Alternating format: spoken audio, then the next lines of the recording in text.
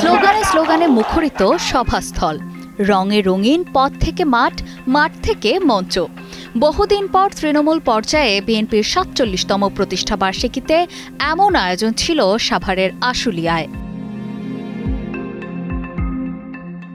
নয়ারহাট গণবিদ্যাপীঠ উচ্চ বিদ্যালয় মাঠ নির্ধারিত সময়ের আগেই কানায় কানায় পূর্ণ হয়ে ওঠে, উজ্জীবিত হয়ে ওঠেন নেতাকর্মীরা।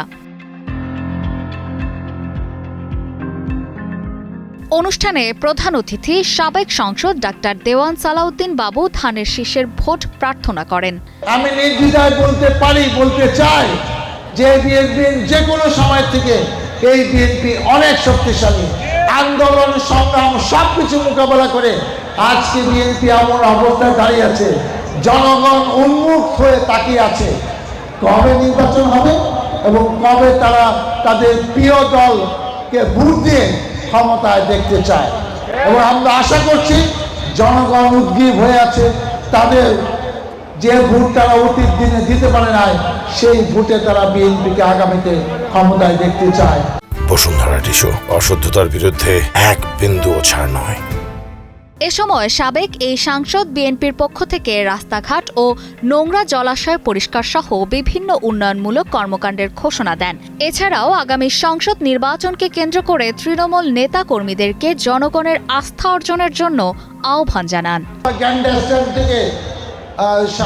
সাভার উপজেলা চত্বর আমরা পরিষ্কার করব, 200 স্বেচ্ছাসেবক আমাদের দলের লোকরা, মহিলা দল, ছাত্র দল, যুব দল, আমার নেতৃত্বে সকাল 11টার সময় আপনারা থাকবেন। আমরা গেঞ্জি করেছি, আমরা 200-300 গেঞ্জি পরে উপজেলা অফিসাররা দেখবে যে বিএনপি এই ধরনের কাজ করছে। জলাশয় খাল বিল পরিষ্কার করে আমাদের দায়িত্ব আছে, সেটাও করবো। তারেক রহমানের কর্মসূচি 31 দফা, সেটাও আমরা কর্মসূচি আপনাদের দিচ্ছি। আর আমরা বিএনপি থেকে আমরা বই নিয়ে এসেছি, নতুন সদস্য ফর্ম এবং পুরাতন সদস্য নবায়ন, সেটাও পৌরসভাতে একটি ওয়ার্ডে আমরা কর্মসূচি ঘোষণা করব। অনুষ্ঠানে তারেক রহমানের তারুণ্যের বাংলাদেশ বিনির্মাণে সবাইকে ঐক্যবদ্ধ হয়ে কাজ করার প্রতিশ্রুতি দেন সালাউদ্দিন বাবু। এইচএম সৌরভের পাঠানো তথ্য ও ভিডিও চিত্রে অপর্ণা বর্ষা, কালের কণ্ঠ।